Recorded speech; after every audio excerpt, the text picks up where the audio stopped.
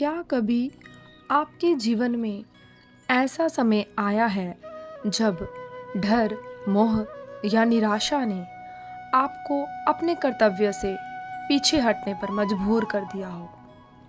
जब मन कमज़ोर हो जाता है, तब सही रास्ता भी कठिन लगने लगता है। कुरुक्षेत्र में अर्जुन की भी यही स्थिति थी।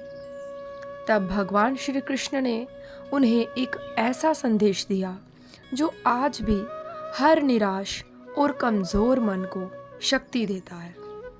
आइए सुनते हैं श्रीमद् भागवत गीता अध्याय 2 के श्लोक 2 का सरल भावार्थ स्वामी राम सुखदास जी की साधक संजीवनी के साथ। अध्याय 2 श्लोक 2।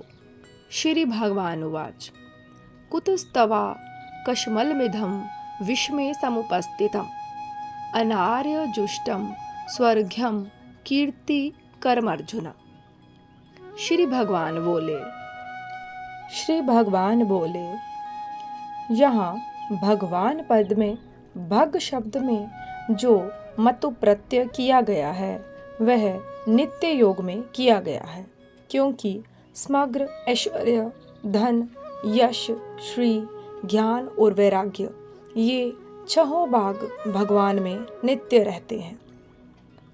श्री भगवान बोले, हे अर्जुन, इस विषम अवसर पर तुम्हें यह कायरता कहाँ से प्राप्त हुई, जिसका कि श्रेष्ठ पुरुष सेवन नहीं करते, जो स्वर्ग को देने वाली नहीं है और कीर्ति करने वाली भी नहीं है। व्याख्या। अर्जुन, यह संबोधन देने का तात्पर्य है कि तुम स्वच्छ, निर्मल अंतःकरण वाले हो, अतः तुम्हारे स्वभाव में कालुष्य, कायरता का आना बिल्कुल विरुद्ध बात है। फिर ये तुम्हारे में कैसे आ गई? कुतस्तवा कश्मलमिधं विष्मे समुपस्थितम्। भगवान आश्चर्य प्रकट करते हुए अर्जुन से कहते हैं कि ऐसे युद्ध के मौके पर तो तुम्हारे में शूरवीरता, उत्साह आना चाहिए था, पर इस बेमौके पर तुम्हारे में ये कायरता कहाँ से आ गई? आश्चर्य दो तरह से होता है, अपने न जानने के कारण और दूसरे को चेताने के लिए। भगवान का यहाँ जो आश्चर्यपूर्वक बोलना है वह केवल अर्जुन को चेताने के लिए ही है, जिससे अर्जुन का ध्यान अपने कर्तव्य पर चला जाए। कुतः कहने का तात्पर्य यह है कि मूल में यह कायरता रूपी दोष तुम्हारे में स्वयं में नहीं है। ये तो आंगतुक दोष है जो सदा रहने वाला नहीं है। समुपस्थितम कहने का तात्पर्य है कि यह कायरता केवल तुम्हारे भावों में और वचनों में ही नहीं आई है, किंतु तुम्हारी क्रियाओं में भी आ गई है।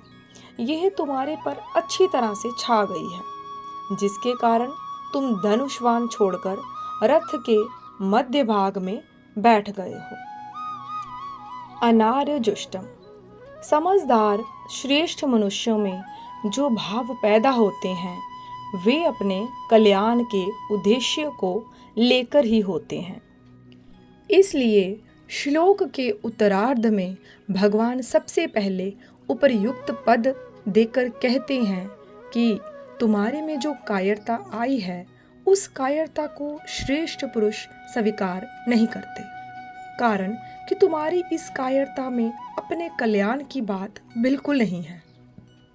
कल्याण चाहने वाले श्रेष्ठ मनुष्य प्रवृत्ति और निवृत्ति दोनों में अपने कल्याण का ही उद्देश्य रखते हैं। उनमें अपने कर्तव्य के प्रति कायरता उत्पन्न नहीं होती। परिस्थिति के अनुसार उनको जो कर्तव्य प्राप्त हो जाता है उसको वे कल्याण प्राप्ति के उद्देश्य से उत्साह और तत्परता पूर्वक सांगोपांग करते हैं। वे तुम्हारे जैसे कायर होकर युद्ध से या अन्य किसी कर्तव्य कर्म से उपरत नहीं होते, अतः युद्ध रूप से प्राप्त कर्तव्य कर्म से उपरत होना तुम्हारे लिए कल्याणकारक नहीं है। अस्वर्ग्यम। कल्याण की बात सामने न रखकर अगर सांसारिक दृष्टि से भी देखा जाए तो संसार में स्वर्गलोक ऊंचा है, परंतु तुम्हारी ये कायरता स्वर्ग को देने वाली भी नहीं है। अर्थात कायरता पूर्वक युद्ध से निवृत्त होने का फल स्वर्ग की प्राप्ति भी नहीं हो सकता। अकीर्तिकरम, अगर स्वर्ग प्राप्ति का भी लक्ष्य न हो तो अच्छा माना जाने वाला पुरुष वही काम करता है जिससे संसार में कीर्ति हो।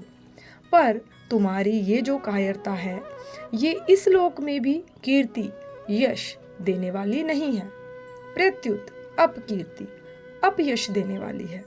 अतः तुम्हारे में कायरता का आना सर्वथा ही अनुचित है। भगवान ने यहाँ अनार्य जुष्टम, अस्वर्ग्यम और अकीर्तिकरम ऐसा क्रम देकर 3 प्रकार के मनुष्य बताए हैं। पहले जो विचारशील मनुष्य होते हैं वे केवल अपना कल्याण ही चाहते हैं, उनका ध्येय उद्देश्य केवल कल्याण का ही होता है। दूसरे जो पुण्यात्मा मनुष्य होते हैं वे शुभ कर्मों के द्वारा स्वर्ग की प्राप्ति चाहते हैं, वे स्वर्ग को ही श्रेष्ठ मानकर उसकी प्राप्ति का ही उद्देश्य रखते हैं।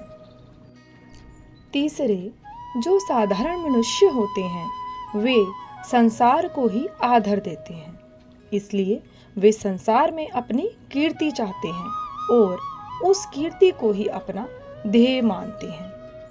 उपर्युक्त तीनों पद देकर भगवान अर्जुन को सावधान करते हैं कि तुम्हारा जो ये युद्ध न करने का निश्चय है ये विचारशील और पुण्यात्मा मनुष्यों के ध्येय कल्याण और स्वर्ग को प्राप्त कराने वाला भी नहीं है, तथा साधारण मनुष्यों के ध्येय कीर्ति को प्राप्त कराने वाला भी नहीं है।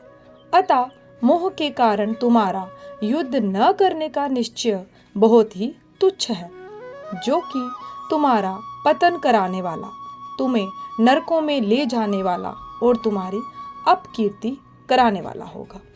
संबंध, कायरता आने के बाद अब क्या करें, इस जिज्ञासा को दूर करने के लिए भगवान आगे के श्लोक में कहते हैं। भगवान श्री कृष्ण हमें सिखाते हैं कि निराशा, भय और कायरता हमारे वास्तविक स्वरूप का भाग नहीं है। जब जीवन में कठिन परिस्थितियां आ जाएं, तब हमें कमजोरी के आगे झुकने के बजाय भगवान पर विश्वास रखकर अपने कर्तव्य पथ पर आगे बढ़ना चाहिए। प्रिय साधकों, अगर आपको ये व्याख्या अच्छी लगी हो तो वीडियो को लाइक, शेयर और चैनल को सब्सक्राइब अवश्य करें। जय श्री कृष्ण।